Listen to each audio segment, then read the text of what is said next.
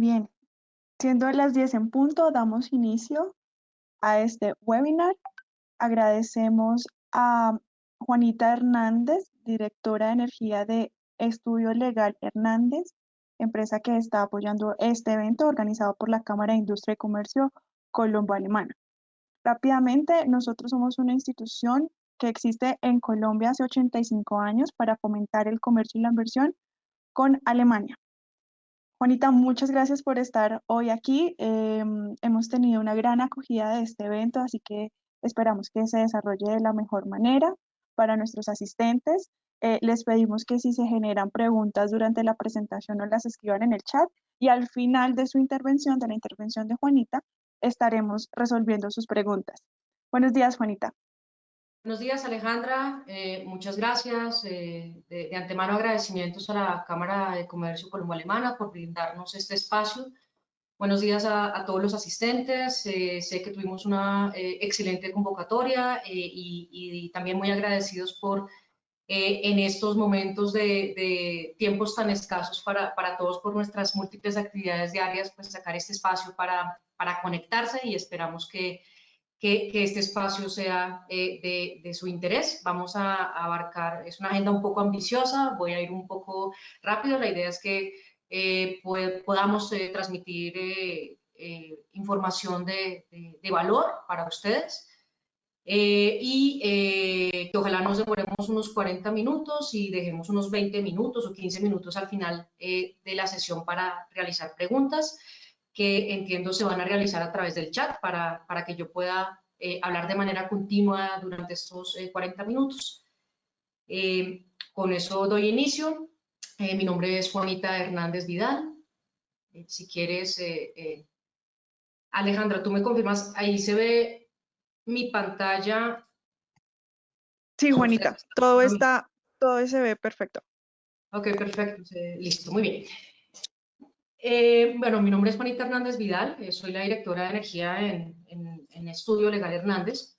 Nosotros somos una firma con varias áreas de prácticas en temas de tributario, ambiental, societario, corporativo. Yo dirijo el área de energía a partir desde la cual brindamos asesoría integral en todos los temas regulatorios y legales contractuales relacionados con el sector de energía eléctrica convencional, tales como empresas de servicios públicos, clientes industriales y comerciales, pero también apoyamos el desarrollo de proyectos del sector de energía convencional y no convencional. En esta oportunidad quiero compartir con ustedes algunos aspectos claves que hemos identificado desde nuestra experiencia en el área asociados al desarrollo de los proyectos y vamos a enfocarnos principalmente en dos segmentos, en el segmento de la generación y en el segmento de la autogeneración. Para quienes me conocen y han participado en otras sesiones, webinars conmigo o mi equipo, antes lo he enfocado un poco al sector de generación. En esta oportunidad vamos a hablar un poco también del sector de autogeneración, un sector en el cual también estamos muy involucrados. Acá simplemente en esta primera diapositiva lo que les quiero mostrar es que el sector de la energía es un servicio público, ¿no? Como tal, y por ser un servicio público es un sector regulado. Para quienes participamos en este sector sabemos que algunos de nosotros decimos incluso que la regulación es como una de las grandes barreras de entrada que tiene este sector, porque obviamente tenemos un ente regulador que desde el año 94 o el 1 de enero del 95, la Comisión de Regulación de Energía y Gas está produciendo regulación y hemos tenido años de más de 200 resoluciones o propuestas de resoluciones, con lo cual la regulación en este sector se nos vuelve una de las barreras de entrada y esa regulación a veces en este sector específicamente, mucho también en el sector de autogeneración y de generación, lo percibo yo, no logra ser entendida, ¿cierto?, en su integralidad. Sin embargo, en principio, el sector de la energía es un sector de libre entrada. ¿Esto qué significa? Yo no necesito solicitarle al Estado un título habilitante para el inicio de la ejecución de la actividad. Veámoslo en contraste, por ejemplo, con la actividad minera o la actividad de hidrocarburos, donde sí tenemos que ir ante algunas autoridades para solicitar títulos mineros o contratos de explotación.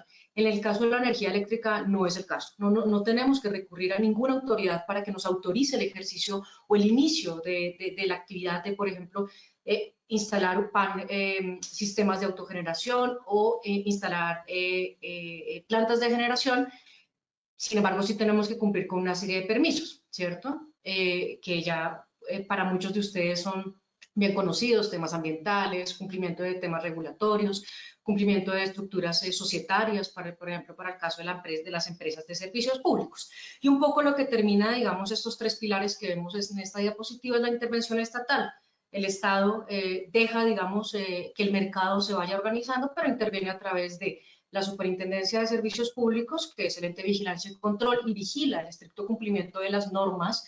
Yo sé que muchos de ustedes ya han tenido bastante interacción con la Superintendencia de Servicios Públicos, quizá para llevar algunas reclamaciones o presuntos incumplimientos de normas que pronto hayan evidenciado por parte de empresas del sector en relación con sus solicitudes. Y también tenemos otras entidades, pues el Ministerio de Minas y Energía, que es el ente de política pública, y la Comisión de Regulación de Energía y Gas, y por supuesto la UCME, nuestro gran ente planificador del sector.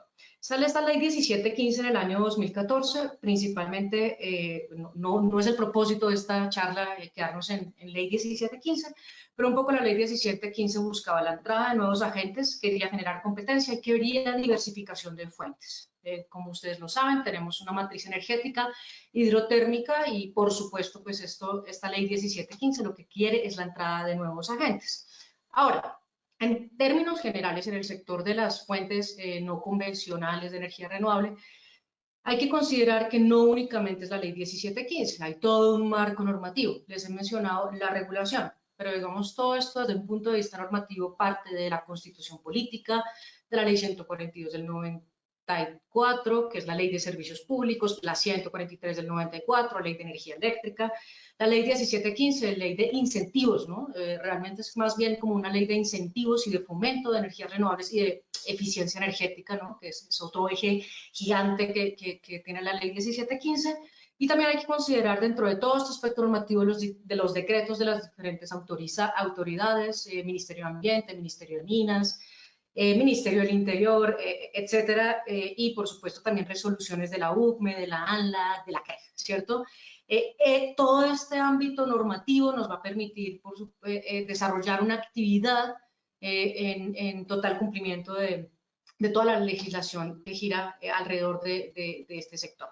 Ahora, los conceptos claves que ya los han escuchado ustedes: a través de las fuentes no convencionales de energía se pretende una descentralización de la energía, es decir, que la energía se produzca en todo el territorio nacional y no únicamente en algunos centros aislados, pero muy puntuales, como pues, por supuesto el caso de la hidroeléctrica con los embalses o la térmica con las plantas pues, de generación térmica. Ahora, aparece este concepto del que venimos ya hablando muchos años, el famoso prosumidor, el productor de energía, pero que a su vez es consumidor y que adopta este doble rol pues obviamente en el cual está concepto muy relacionado con el concepto de autogeneración y este gran dilema en el cual nos venimos moviendo sobre todo desde el año 2018, ¿no? Que sale la 030 y empezamos a decir todos podemos vender energía. Ahora, como les había comentado, vamos a hablar primero de la autogeneración y un poco de la generación para hablar como algunos aspectos claves que tenemos que tener en cuenta cuando vamos a desarrollar estas actividades. Muy en línea de lo que les he mencionado anteriormente, en el tema de la autogeneración, es una actividad que siempre ha existido. La autogeneración, y lo vemos mucho en el sector de hidrocarburos. En el sector de hidrocarburos, en los campos aislados, siempre han venido autogenerando energía en estos centros aislados para abastecer pues, su demanda, ¿no? en estos pozos, por ejemplo. Pero es precisamente a través de la ley 1715 que hace que esta actividad como que tome una dinámica diferente, porque es en la ley 1715 que dice el autogenerador puede entregar excedentes, que era algo que estaba prohibido con anterioridad de la ley 1715. Entonces, esto hace que esta actividad tenga una nueva dinámica, pero además la ley 1715 le dice al regulador, regule. Y el regulador, pues obviamente, empieza como a establecer reglas. y ahí es donde obviamente aparece como todo este marco regulatorio que para quienes están en este sector o quienes están interesados en incursionar en el sector de la autogeneración, yo les diría, es un sector regulado, tiene reglas, ha tenido ya un desarrollo importante, todas estas reglas desde el año 2018 para el caso de la autogeneración a pequeña escala o desde el año 2015 para el caso de la autogeneración a gran escala. Y acá es donde surge, digamos, ya un poco el desarrollo de la actividad de autogeneración, porque nos empiezan a decir gran escala, pequeña escala. En términos sencillos, ya como ustedes lo sabrán, pues gran escala es cualquier activo de autogeneración, es decir, autogeneración que exceda más de 1 megavatio de capacidad instalada, y pues pequeña escala es el que no excede este megavatio.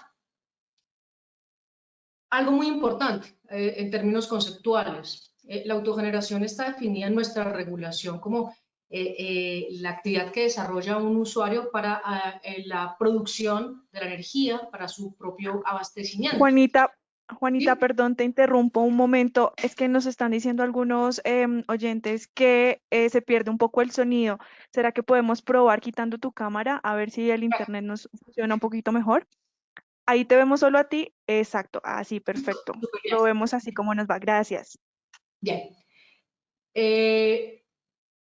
La autogeneración está definida como la producción de la energía para su propio consumo, y eso es algo bien, bien interesante, porque, o sea, es algo bien importante a nivel conceptual, porque a veces es esa línea delgada de yo estoy generando energía y tengo que ser una empresa de servicios públicos, o yo estoy autogenerando y me rijo por la regulación de la autogeneración.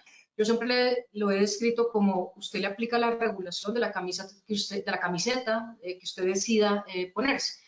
La autogeneración, como les digo, es la producción de la energía para su propio consumo. Cuando yo estoy generando energía como servicio público, mi intención es generar para suministrarla a terceros. Entonces, ese es un tema, digamos, a nivel conceptual que siempre tenemos que tener presente. Acá, simplemente, desde un punto de vista regulatorio, gran escala tiene sus propias reglas, pequeña escala tiene sus propias reglas. Sobre todo esas reglas difieren principalmente en el trámite que tenemos que llevar a cabo para la conexión de la planta de autogeneración, del activo de autogeneración, y en el esquema de entrega de excedentes, principalmente en ese sentido. ¿Qué regulación tenemos entonces? ¿Qué regulación tenemos a la fecha? Tenemos algunas propuestas, pero digamos que hoy lo que está vigente es ley 142, ley 1715, un decreto que nos habló de una política de excedentes, la resolución de la OCDE que nos dice cuándo es gran escala, cuándo es pequeña escala, la 24/2015 que nos regula la actividad de autogeneración a gran escala, el decreto 348 que nos habla de la política de entrega de excedentes, y la resolución 030. Que nos habla de la autogeneración a pequeña escala. Esto en términos generales es nuestro marco de acción, nuestro marco de movimiento. Jugamos con todas estas normas dependiendo en qué categoría estemos. Acá el mensaje simplemente es decir, la autogeneración es una actividad regulada y nos toca, por supuesto, en esa medida, pues aplicar todas las reglas que nos trae la regulación. Ahora, desde el punto de vista de la conexión, simplemente voy a hacer un énfasis en 2 puntos. Primero, disponibilidad del 15% en la subestación o finalmente en el punto de conexión. Sí, que esto es algo que nos dice la regulación. Cuando usted está interesado, debe verificarse esta disponibilidad de manera previa, para lo cual las empresas han creado unos portales web donde se encuentra pública esta información. Si no hay evidencia de esa disponibilidad del 15%, debemos pasarnos a otro acápite de la resolución 030, estoy hablando del caso de los autogeneradores a pequeña escala, caso en el cual nos tocará hacer un procedimiento de conexión adicional, ¿cierto? Este es uno de los primeros elementos clave. Si no tenemos una disponibilidad del 15% en el transformador para conectarse a la red, simplemente pues a la luz de la regulación no habrá disponibilidad para que se pueda conectar esa planta de autogeneración a pequeña escala. Ahora, simplemente hay un procedimiento en la regulación, en la 030, que nos establece cuál es el procedimiento de conexión. Principalmente nos habla que es un procedimiento de conexión simplificado. Si el activo no excede los 100 kilovatios, el operador de red adelantará como un formulario de conexión muy sencillo, pero si sí excede los 100 kilovatios, vamos a un procedimiento un poco más complejo, en el cual nos tocará elaborar un estudio de conexión, ¿cierto? Aquí empiezan como unos requisitos adicionales, tendremos que elaborar un estudio de conexión, tendremos que suscribir y negociar, ¿no? Y suscribir un contrato de conexión y además tendremos que llevar a cabo unas pruebas, ¿cierto? Entonces, cuando nuestro activo está entre 100 kilovatios y hasta 5 megavatios, tenemos que acogernos a este régimen. El asterisco es, ¿por qué estoy hablando de hasta 5 megavatios? Porque precisamente la resolución 030 nos dice que a pesar de que se consideran autogeneradores a pequeña escala, la autogeneración hasta 1 megavatio, dentro de algún artículo dispone que a pesar de que los autogeneradores entre 1 y 5 megavatios son considerados de gran escala, estos se seguirán por el procedimiento de conexión simplificado que trae la 030. Acá simplemente también que quiero llamar la atención, como de temas que de pronto van surgiendo cuando estamos haciendo estos trámites ante los operadores de red. Nos dice el sistema de medición tiene que cumplir con el código de medida, que es la resolución CREC 038-2014. Entonces aquí ya empezamos con un tema que yo sé que algunos de ustedes han tenido como esta exigencia, este requisito, el famoso medidor bidireccional con registro horario. Esto es un tema, una exigencia del código de medida de la resolución 038 y es un tema simplemente pues para la medición de los kilovatios hora que se entregan para efectos de la permuta o de la compensación que vamos a ver más adelante. Ahora, el otro tema que sé que también nos representa como algunas luchas a veces con los operadores de red es que todos los equipos deben presentar sus famosos certificados de conformidad red. ¿Qué quiero mencionarles acá como adicional a lo que nos trae la resolución? Esos son como algunos temas, algunos requisitos que es importante que ustedes tengan presente para efectos de la conexión. Que no todos ellos se encuentran en la resolución 30, pero ante los operadores de red sí no los han solicitado. Memorias de cálculo, selección de sistema de medidas, esquemas de protecciones, de especificar tipos de conexiones a tierra, entregar diagramas unifilares, el tema del medidor bidireccional. Y para el tema de pruebas, por supuesto, el tema de certificados de conformidad RETIE, certificados de conformidad al producto y especificaciones técnicas de inversores, etc. Aquí el mensaje que les quiero dar es que tenemos la regulación, pero también tenemos algunas exigencias a nivel de operador de red. Un poco la habilidad que tenemos que tener ahí es identificar si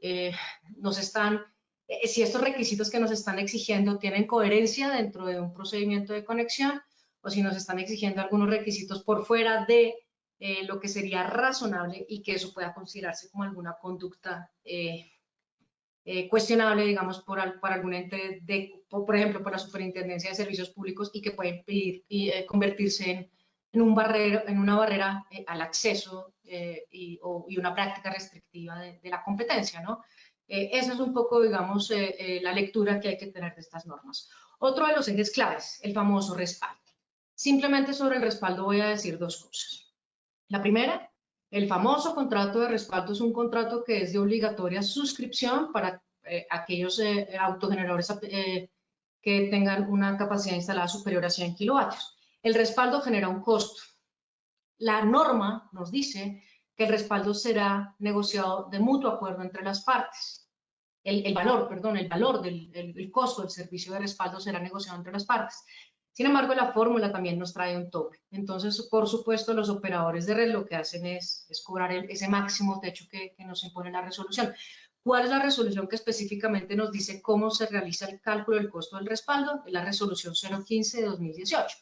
Esta es la resolución en el anexo 10, van a poder encontrar como toda la metodología del cálculo del costo de respaldo y un poco lo que pretende este respaldo es la remuneración de tiene varias variables, por decirlo así, varios componentes, pero una de esas es la remuneración de las inversiones que ha tenido que hacer el operador de red para conectar a un usuario y ahora como el usuario se está desconectando, está dejando de usar las redes, pues posiblemente podría haber un detrimento, hay una pérdida de ingreso para el operador de red y no le permite este esquema una recuperación de sus inversiones. Entonces el respaldo está asociado a todo esto, pero lo importante es, ¿hay que suscribirlo? Sí, para quienes tienen un activo de mayor de 100 kilovatios, es obligatorio, genera un costo. Sí, sin embargo, en nuestra lectura de la regulación el costo podría ser cero, porque simplemente si yo logro demostrar que las inversiones que el retorno de la inversión ya se dio, etcétera, pues que viendo cada una de las variables ya se cumplieron y definitivamente no hay lugar al cobro de un costo por el respaldo, podría ser cero, podría ser gratuito, podría ser cero. Entonces ese es otro tema en el cual hay que tener una gran habilidad revisando que el operador de red está haciendo bien los cálculos y por supuesto que el contrato también pues, se encuentra acorde con algunas disposiciones que nos trae la regulación. Ese es otro de los ejes claves en el mundo de la autogeneración. En el tema de excedentes, el tema de excedentes es un tema extenso, tenemos, digamos, en la regulación todas las reglas que aplican. En términos generales, simplemente les quiero decir, ustedes tienen dos opciones de entregar, no es vender, ¿no? Este es un tema conceptual bien importante. Ustedes no, el autogenerador no vende excedentes, el autogenerador entrega excedentes. Conceptualmente, porque para mí eso es un aspecto importante, porque es que la venta, para mí, cuando uno mira integralmente toda la regulación, la venta es comercialización de energía. Entonces estamos cayendo ahí como un poco en ese híbrido y entonces decimos, uy, ok, ¿será que ya estoy prestando un servicio público? ¿Será que estoy comercializando? No, aquí estamos en un tema de yo autogenero para mi consumo, genero unos excedentes, la regulación me autoriza a entregarlos y hay una remuneración asociada a esa entrega de excedentes. La regla es muy básica. La regla básica o en términos generales es, usted puede entregar esos excedentes, los puede negociar a un precio libre con cualquier generador o con cualquier comercializador, siempre y cuando esa energía se destine a un usuario no regulado. Ahora, si ustedes los van a entregar simplemente a un comercializador o al comercializador distribuidor, que es el mismo, pues, digamos, el comercializador integrado con el distribuidor, esto deberá destinarse para la atención del mercado regulado y tiene unas reglas. Aquí lo importante, no tengo el tiempo para ahondar en cada una de estas reglas, pero aquí lo importante y la señal que les quiero dejar es la entrega de excedentes no es gratis, digamos, para quien los entrega. Dependiendo del escenario en el cual nos encontramos, por parte del comercializador se van a generar unos cobros adicionales. Veamos simplemente el primer ejemplo. Aquí les estoy poniendo, si yo consumo menos de 100, si mi activo es de menos de 100 kilovatios, pero yo consumo más energía de la que entrego, se permutarán estos kilovatios horas, sin embargo, pues nos van a cobrar el costo de comercialización. Aquí la recomendación es que tengamos muy clara la estructura de remuneración para que no hagamos sistemas de autogeneración sobredimensionados pensando que se van a obtener unos ingresos adicionales interesantes por la remuneración de entrega de excedentes. Puede que no sea así. Esa es la señal que les quiero dejar en este punto. Ahora, ¿en qué estamos hoy en términos de cifras de la actividad de autogeneración?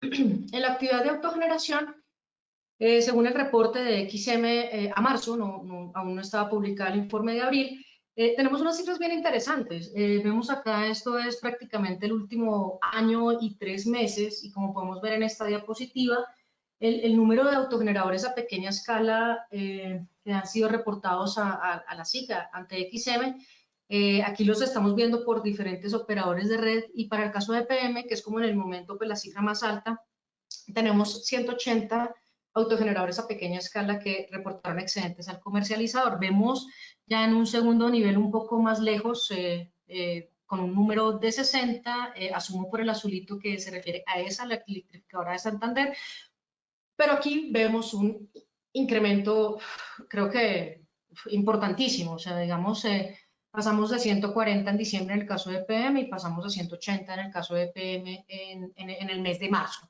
Vemos que hay un fomento bien importante de la actividad de autogeneración, que hay un crecimiento, que los autogeneradores a pequeña escala se están conectando al sistema, que están reportando excedentes y cada vez vemos pues, un crecimiento importante. Ahora, respecto al reporte de energía, vemos que para el mes de marzo se reportaron 13.000 kilovatios hora al día de energía suministrada, pues, o energía entregada, excedentes por autogeneradores a pequeña escala, bajo lo dispuesto en la resolución 030. También es un incremento bien interesante, vemos esta curva ascendente. Con esto concluyo los aspectos claves que les quería comentar acerca de la actividad de autogeneración. Ahora nos vamos a otro segmento, el segmento de la generación.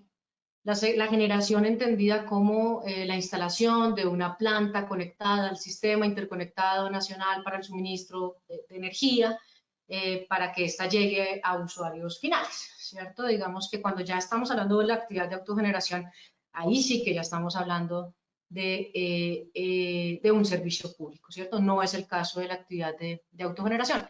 Quiero centrarme en algunos aspectos claves en el desarrollo, ¿cierto? Digamos, porque ya en la operación, pues simplemente es una planta generando energía conectada al sistema, con el de que debe cumplir ciertos requisitos, pero quiero enfocarme mucho más en el tema del desarrollo. Desde nuestra perspectiva, ¿cuáles son estos aspectos claves que tenemos que tener en cuenta en el desarrollo? ¿Cuáles son los aspectos que uno dice, esto te da la bancabilidad del proyecto? Primero, el inmobiliario y predial. El tema inmobiliario y predial es uno de los ejes claves. Recordemos que vamos a instalar, en nuestra intención, el promotor de un proyecto está interesado en la instalación de un activo de generación durante un muy largo plazo, ¿cierto? 30, 40 años, al menos la vida útil de los activos, de la tecnología que quiere instalar. Y con eso, obviamente tenemos que tener muy asegurado el terreno en el cual vamos a instalar esto. Entonces, principalmente desde el tema inmobiliario predial, ¿cuáles son esos puntos claves que tenemos que hacer? Nosotros siempre lo hemos venido recomendando desde que estamos como asesores en este sector, el estudio de títulos, pero no un estudio de títulos básico de temas de tradición como el que quizá algunos hemos contratado para la adquisición de un apartamento en alguna ciudad, sino esto es un estudio de títulos que tiene que ser mucho más profundo y tiene que tener como pues, lo que yo llamo el 360. ¿Y el 360 qué es? Por supuesto, la validación de propietarios, la validación de que la tradición esté bien hecha, bueno, el tema jurídico, digamos, básico de verificar que con quien se esté negociando ese lote, ese inmueble, sí sea el titular de esos derechos.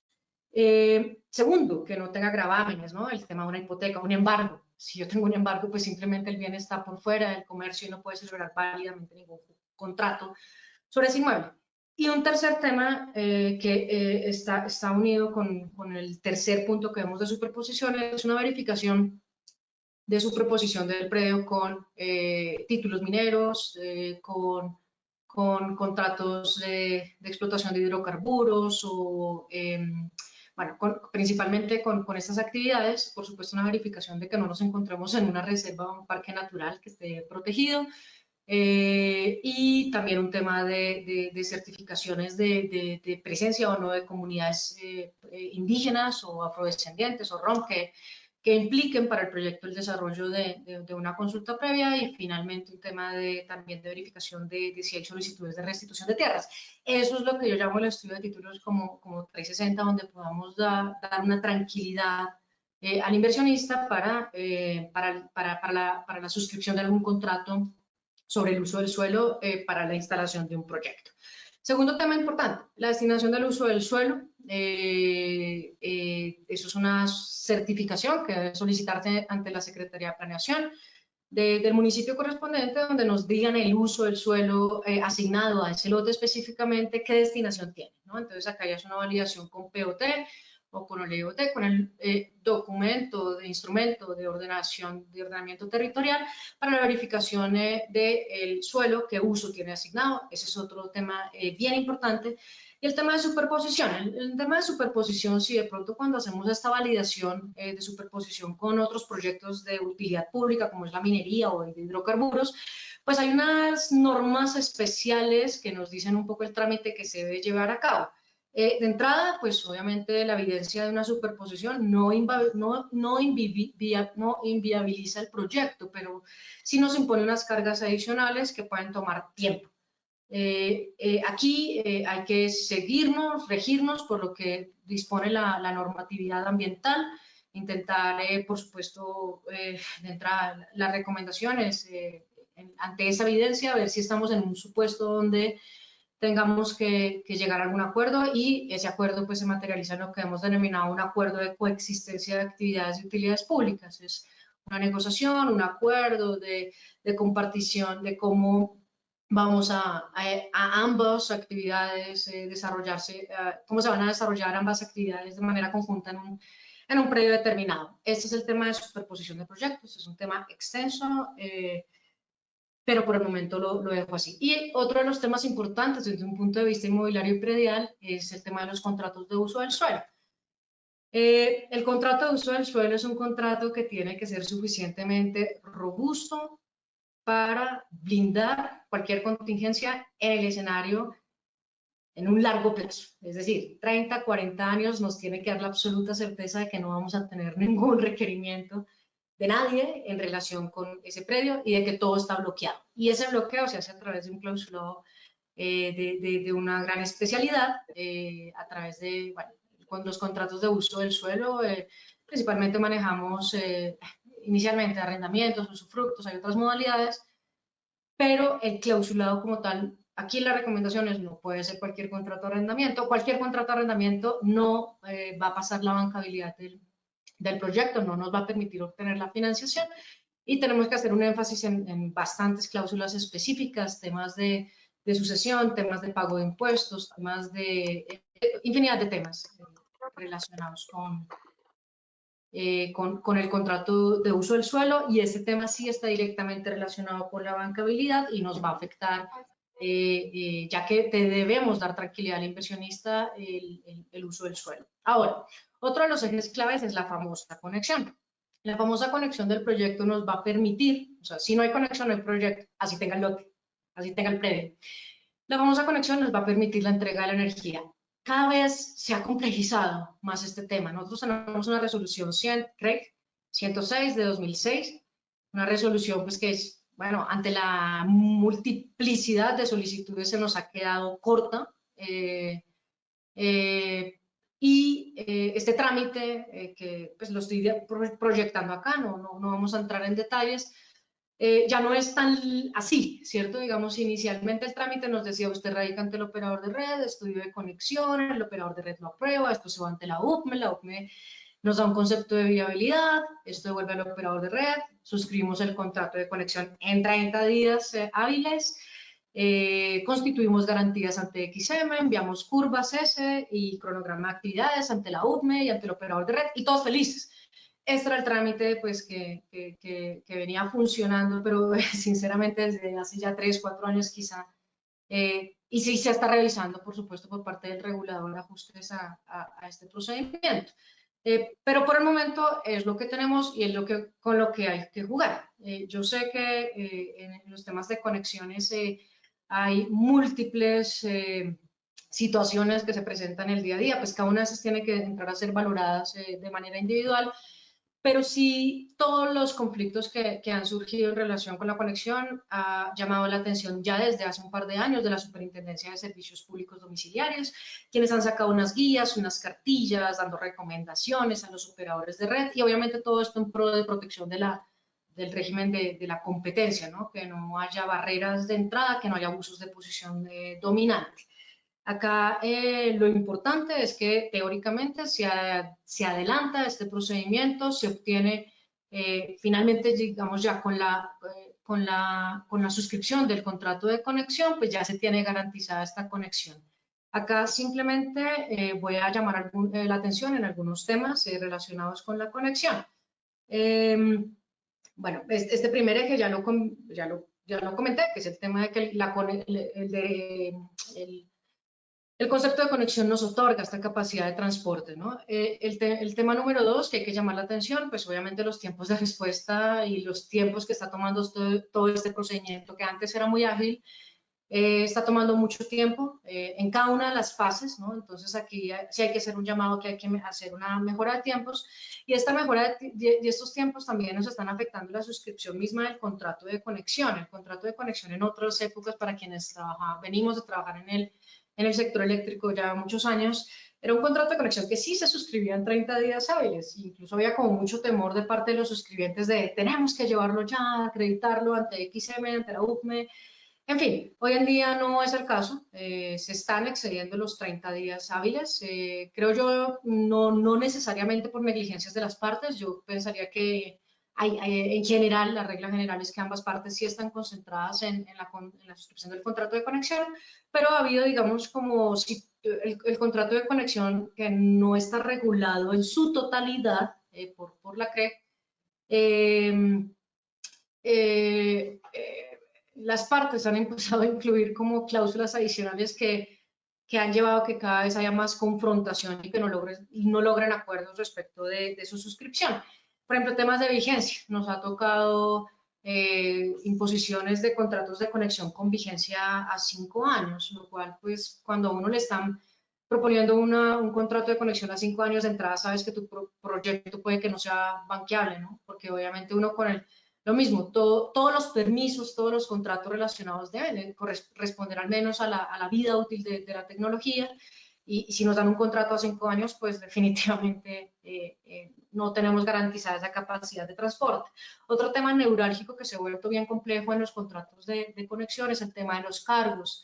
En términos generales, creo que en términos muy generales, casi todos los conceptos de UPME, de conexión que salen, no incluyen la remuneración de cargos por uso, lo que significa que el promotor tendrá que asumir todas las inversiones asociadas a la conexión, ¿cierto? Sin embargo, en varios contratos cada vez hemos visto que se aumentan los cargos, ¿no? Entonces aparece el cargo de una supervisión por 800 millones de pesos, el cargo de revisión de estudios, donde cada revisión cuesta 20 millones de pesos. Estoy hablando como cifras así de a la loca.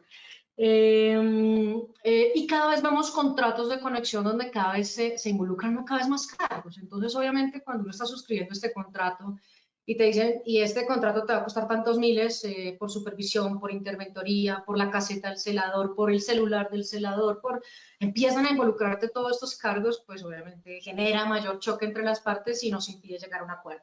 Ahora, en las recientes negociaciones ya incluso nos han llegado de algunos transportadores, operadores de red, nos dicen, mira, estas cláusulas son negociables, y uno les pregunta, ¿son de adhesión? Y nos dicen, sí, son de adhesión. Entonces hemos caído un poco ahí en una dinámica un poco compleja, porque el contrato de conexión es un contrato de esencia de mutuo acuerdo, de libertad contractual entre las partes, pero tenemos una parte que es dominante, que es el operador de red o el transmisor, que en sí nos está imponiendo cláusulas. Y cláusulas que obviamente, pues algunas de ellas podrían considerarse abusivas. Entonces es un tema en el cual pues todavía hay mucha tela por cortar. Otro de los temas claves en el tema de conexión es la famosa cambio de fecha de puesta en operación. Para quienes estamos en este sector, tenemos un concepto de conexión, perdón, una viabilidad, un concepto de la UPME que sale con una fecha de entrada en operación. Esto está respaldado a su vez con una garantía ante XM. Tenemos un contrato de conexión que nos dice su activo tiene que estar en operación el 1 de enero del 2022, por ejemplo.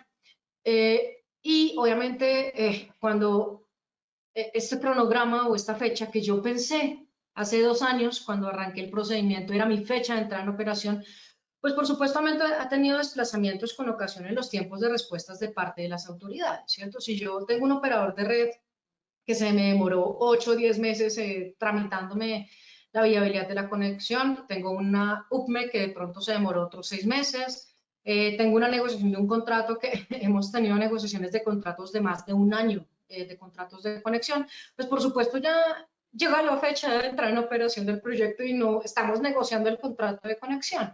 Este es un tema que se ha vuelto también un poco espinoso, y espinoso es porque un tema que era muy sencillo hasta hace quizá 1 año, donde simplemente yo le decía al operador de red, mira, definitivamente yo ya no entro en este 2022, no hemos firmado el contrato de conexión o estoy atrasado con la licencia ambiental, cualquier circunstancia, pues razonable, por supuesto, modifiquemos la fecha de puesta en operación. Era un tema sencillo, se le decía al operador de red, el operador de red lo informaba ante la UPME y se ajustaba el concepto, ajustábamos un otro sí en el contrato de conexión y sin ningún inconveniente. Hoy en día se nos ha vuelto un tema un poco más espinoso, como lo dije. Hoy en día incluso ya recientes contratos que hemos revisado algunos clientes el operador de red o el transmisor nos han dicho que estas fechas de puesta en operación se podrán modificar siempre y cuando se consideren las nuevas solicitudes. Es decir, nos pone un escenario donde teóricamente el operador de red va a revisar las solicitudes que tenga disponibles de conexión a esta subestación, va a mandar esa información a la UCME y nos pone un escenario donde no sabemos, creo yo, pues que la UCME no podría adjudicar, ¿cierto?, esta capacidad de transporte asignada, pero sí el tema de fecha de puesta en operación se nos tiende un poco a complejizar porque ya no se está volviendo tan sencillo y nos están poniendo en un escenario donde podrían considerar otras solicitudes que están interesadas en conectarse a la subestación. Yo sé que este es un tema que seguramente nos va a dar mucho de qué hablar. Otro de los ejes claves para ir terminando, otro de los ejes claves es el famoso contrato de venta de energía, ¿cierto? Son como los ejes claves de la bancabilidad de nuestro proyecto de generación con fuentes no convencionales de energías renovables. Yo puedo tener el lote, puedo tener el contrato de conexión. Si no tengo el PPA, pues todavía no tengo la bancabilidad, porque el PPA es el que nos va a garantizar los flujos de caja, ¿no? Para que el inversionista pueda recuperar la inversión asociada a la construcción del proyecto. Ejes claves, la proyección financiera del contrato, o si cometemos un error en la proyección financiera del contrato, el retorno de inversión. Es un tema básico financiero, pues simplemente los flujos de caja se afectan y digamos el proyecto puede verse fracasado. Otro de los temas claves a tener en cuenta en el PPA es el cálculo de los cargos regulatorios. A veces nos vamos mucho en el tema técnico, ¿no? Entonces la construcción de la planta y tales especificaciones técnicas, los comités, bueno, nos centramos en esa parte del PPA y a veces como que de pronto hay una reflexión, oiga, cuando el activo entra en operación, ¿cuáles son estos cargos regulados que se le van a sumar al kilovatio hora? ¿Cierto? Uno puede estar pensando falsamente que suscribí un contrato, un PPA, un contrato de venta de energía a 200 pesos kilovatio hora, pero no estoy considerando todos esos cargos regulados que cuando la planta entra en operación, el ASIC, el Administrador del Sistema de Intercambio de Comerciales, o el LAC, el Administrador de Cuentas de XM, nos van a liquidar. Entonces nos va a llegar un kilovatio hora de 200 pesos, más cargos regulados, más otros temas también de naturaleza regulatoria que pueden estarse asumiendo sin saber. Entonces esta parte es clave dentro del PPA. Por supuesto, un análisis de la contraparte. Esto es un tema básico de la bancabilidad del PPA. Tenemos que garantizar los pagos y dependiendo de mi contraparte, pues el régimen de garantía será más robusto o no. Esto es un tema típico contractual. Pues por supuesto la bancabilidad del contrato que entre muchos aspectos, pero desde una perspectiva legal yo la aterrizo principalmente en garantías y la duración. Entre más vigencia, más extensión tenga un PPA, si superamos los 20 años, bueno, 15, depende, definitivamente va a ser mucho más atractivo si tenemos una buena contraparte y si no tenemos un régimen robusto de garantías, pues tenemos un PPA bien interesante. Finalmente, temas claves para la puesta en marcha. Y acá quiero hacer énfasis muy fuerte en el primero, acuerdos del CNO. Nosotros tenemos un organismo técnico que se llama el Consejo Nacional de Operación. Yo creo que para algunos de los que están conectados ya estamos muy familiarizados con todo lo que les he comentado previamente y ahora tenemos que empezar y sé que algunos también estarán con el tema en contacto con el tema del CNO, pero para quienes no lo tienen presente aún, el año pasado, esto tiene un antecedente, para quien no estamos lector, digamos, en términos generales, las tecnologías eólicas y solares están teniendo algunos inconvenientes para su puesta en marcha, o digamos que las que ya se esperaba que estuvieran operando, registradas ante XM y siendo despachadas centralmente, no lo están haciendo, porque por el tema de su tecnología hay que hacer unos ajustes técnicos a nivel de mercado, y a nivel de redes, digamos. Y esto se plasmó en una resolución el año pasado de la CREC, que es la 060 de 2019, que establece como un régimen transitorio en virtud del cual faculta al Consejo Nacional de Operación para emitir unos acuerdos. Es muy importante que tengamos presente lo que nos dicen estos acuerdos, porque yo puedo tener ahí sí mi proyecto con lote, conexión, PPA y la quiero poner en marcha y si no cumplo con todos los requerimientos técnicos que están en estos acuerdos, no la va a poner en marcha y eso ha pasado con algunos proyectos. Entonces acá el llamado es que tengamos en cuenta todos estos acuerdos técnicos del Consejo Nacional de Operación para que no se nos frustre nuestra puesta en marcha en las fechas que nos hemos comprometido. Ahora, finalmente, en el tema de puesta en marcha, como lo sabemos, nosotros tenemos que, en la fecha de puesta en operación, tenemos que tener el 90% de la capacidad disponible de nuestro activo, so pena que no se ejecuten las garantías, ¿no? Entonces, ahí es un tema bien importante. Cuando usted ya, como tal, empieza a producir energía y a generar energía y se inscribe ante el mercado de energía mayorista como un agente comercializador, ahí sí definitivamente ya tiene que ser una empresa de servicios públicos, tiene que cumplir con unos requisitos de aviso de actividades ante la Comisión de Regulación de Energía y Gas, ante el Ministerio de Minas y Energía, ante la Superservicios. Y también, por supuesto, para el caso de plantas despachadas centralmente, tiene que llevar a cabo el registro ante el mercado de energía mayorista, para lo cual tiene que cumplir pues, una serie de requisitos. Con esto, pues ya podrá poner en marcha su activo.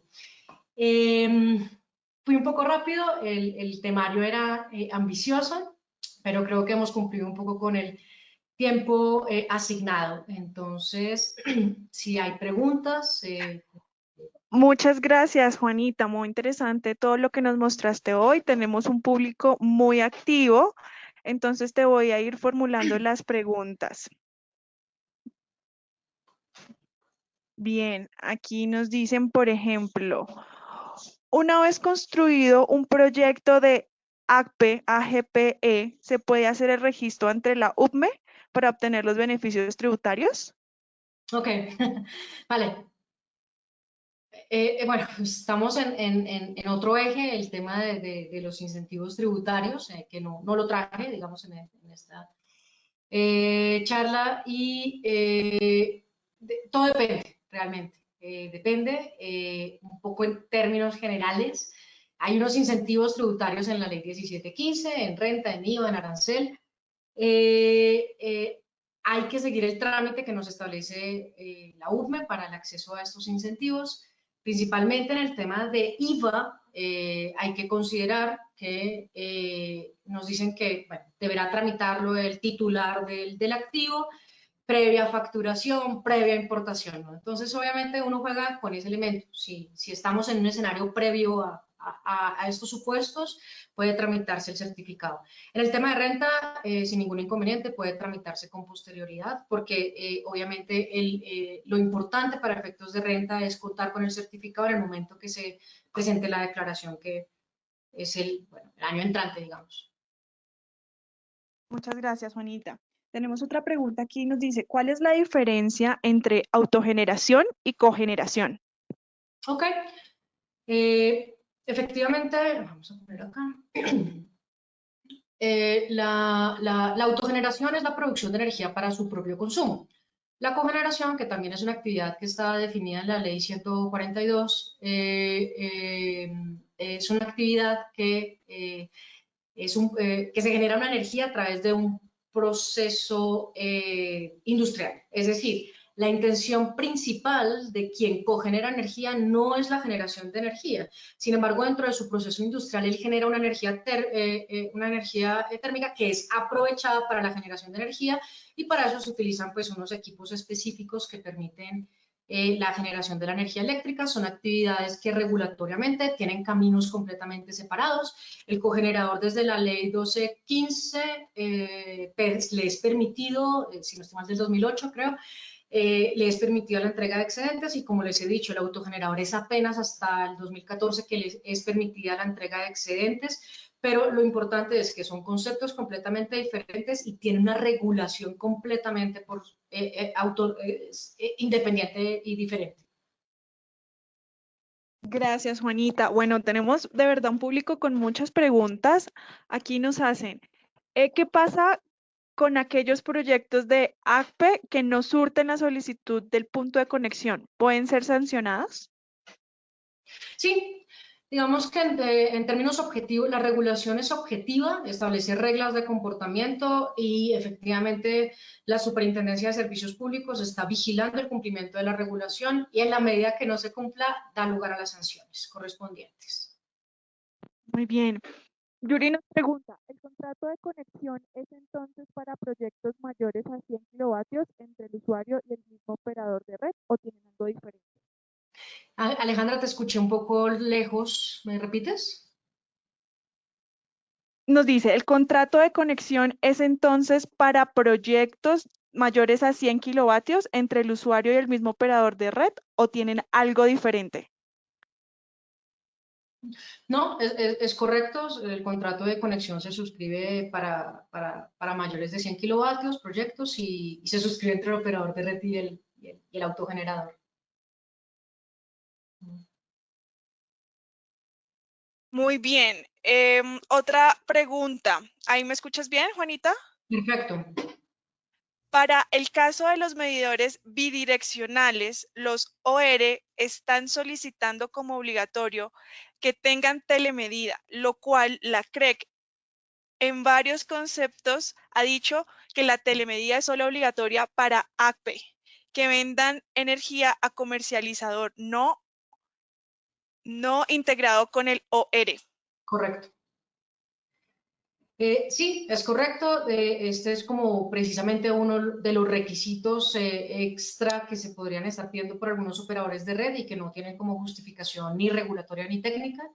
En esa medida, pues sí es un tema que entiendo que la Superintendencia de Servicios Públicos Domiciliarios ha dado algunas, ha tomado en contra de algunos operadores de red como algunas acciones específicas. Es un tema pues, que se puede llevar a los superservicios para su investigación, su revisión y que obviamente lleve al operador de red a que revoque esta exigencia. Muy bien. Dice aquí,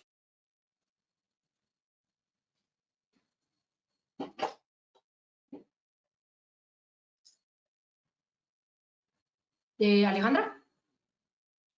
sí, aquí estoy. Ya, es que no te escuché la Okay. pregunta. Dice, en el caso solar, ¿la potencia que se considera es la potencia de módulos FB o la de inversores FB?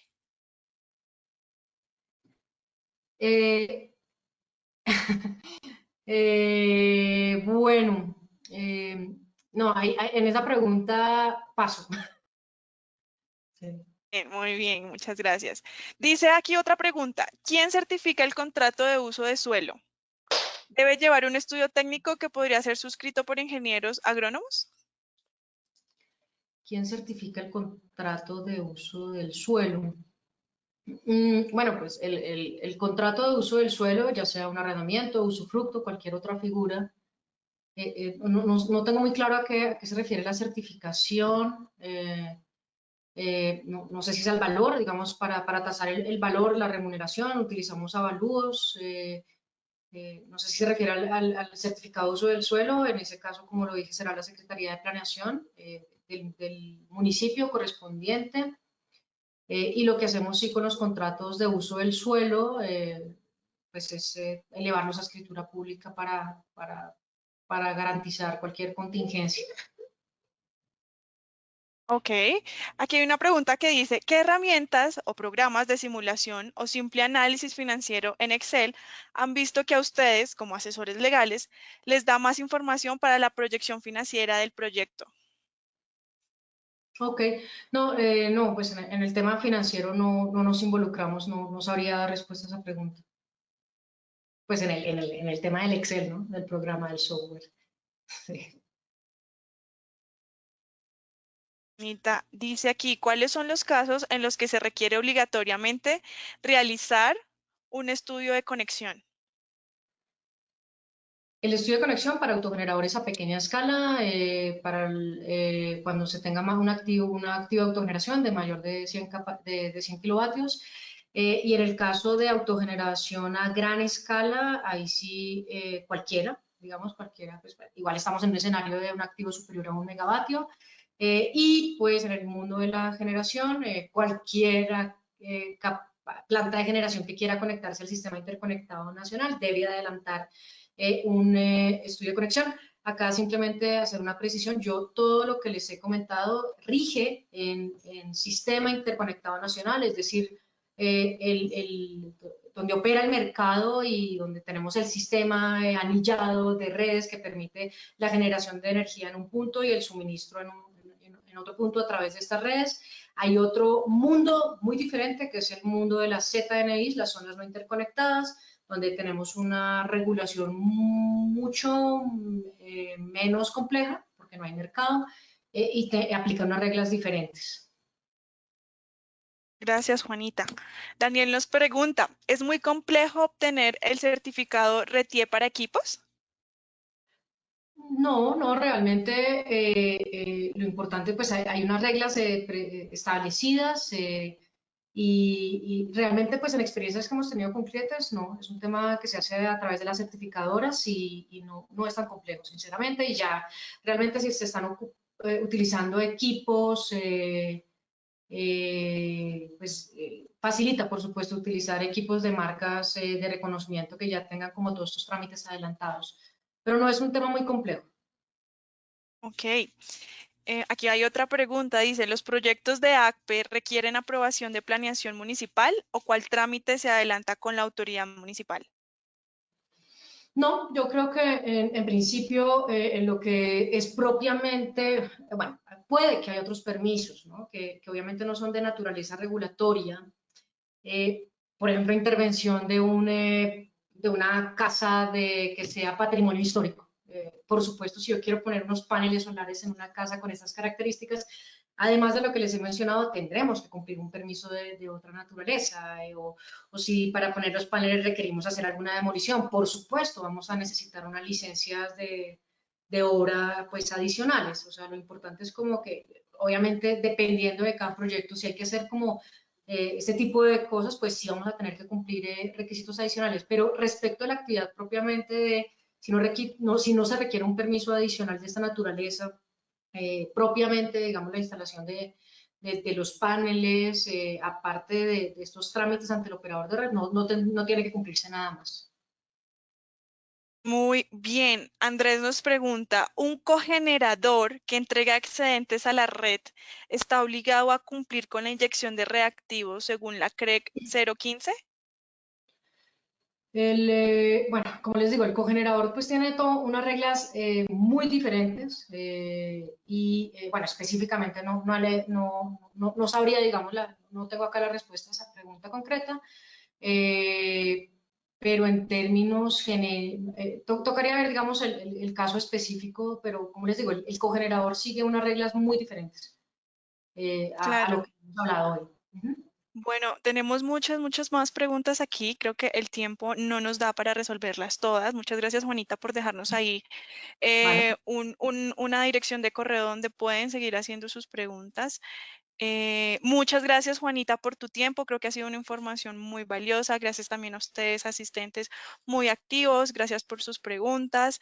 Y así damos por terminado este webinar. Los invitamos a que sigan participando en las demás actividades y eventos que estamos organizando desde la Cámara Colombo-Alemana. Por ejemplo, mañana vamos a tener a las 9 de la mañana un evento junto a EY sobre las devoluciones abreviadas de saldos a favor, oportunidad o riesgo, para que también puedan invitar a las personas de sus compañías que puedan estar interesadas de estos temas.